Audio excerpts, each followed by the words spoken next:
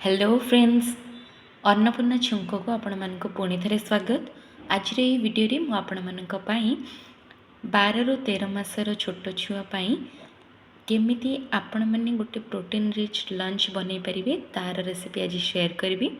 तो देखि पारथिबे एठी प्रथमे ए रेसिपीटी पई मु दुई प्रकार डाली नीची, गोटे होची मुग डाली आ गोटे होची नॉन पॉलिश हरड डाली। ताको मु धोइकी नै नीची गोटे प्रेशर कुकर रे। प्रथमे मुझे जो प्रोटीन रिच डाली रेसिपीटा शेयर करी आपण मान सहित। तो से चलते डालीटा बनी नवा। तो ये देखिपे मु प्रेशर कुकर रे दुईटा जाक डाली को भल भाव धोईकी नेलापर से हाफ टी स्पून हलदी गुंड पकेली। छोट पिला मानक आम डेली बेसिस रे जहाँ खाद्य देले भी एगुड़ाक हूँ लंच रे से मस्ट जिनिस जोटा कि आम से डेली देवा दरकार। तो देखिपे ये हलदी गुंड पर मु गोटे टमाटो पकई नेली। तापर देखिपे ये हाफ टी स्पून भी कम मु पकईली पिंक सल्ट। ठीक अच्छे, जेहेतु सी मो छुआ हो गला वर्षे पर तो तेणुक मुझे लुणटा दूची। आपण मैंने जदि चाहिए ताहले सेटा स्किप करें। तापर ये मुझे गोटे आलू आ गोटे गाजर तो ताको मध्य पकई नेली। ये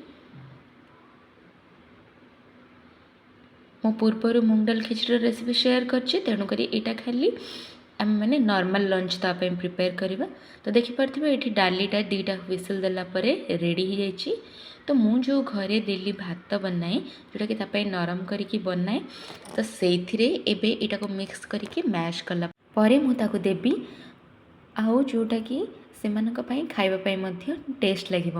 भातटा से माने टिके बड़ हो सारापर जब आम प्रेशर करना से कफ हबार चान्स थाए। तेणुक मुझको बेले बेले एमती अलग प्रिपेयर करके ये जो डाली बन था ना से मैश कर दिए।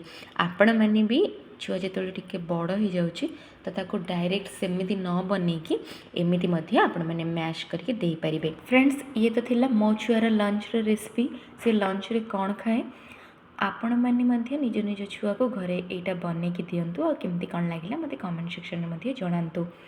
से मैंने स्टार्टिंग रे खाइबे नहीं, किंतु आपण मैंने अल्प अल्प मात्रा रे एटा डेली दे पारिबे। आज वीडियोटा जदि भल लगिला ताहले मो चैनल को लाइक शेयर और सब्सक्राइब करने को जमारू भूलिबेनी।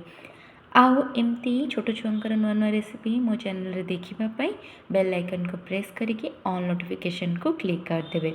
तो छोट छुआ मानक पई जहाँ भी मो वीडियो एथिरे पोस्ट करूछि ना आपण मानक पाखरे सेटा पहुँची जिवो। डेली बेसिस रे सेमानंकु एमती अलग अलग खाइबा बनैकी दियंतु। खरा बेले तो मोस्टली तांकु भात ही दियंतु। आउ आपण लंच रे एटा प्रिपेयर कर परिबे।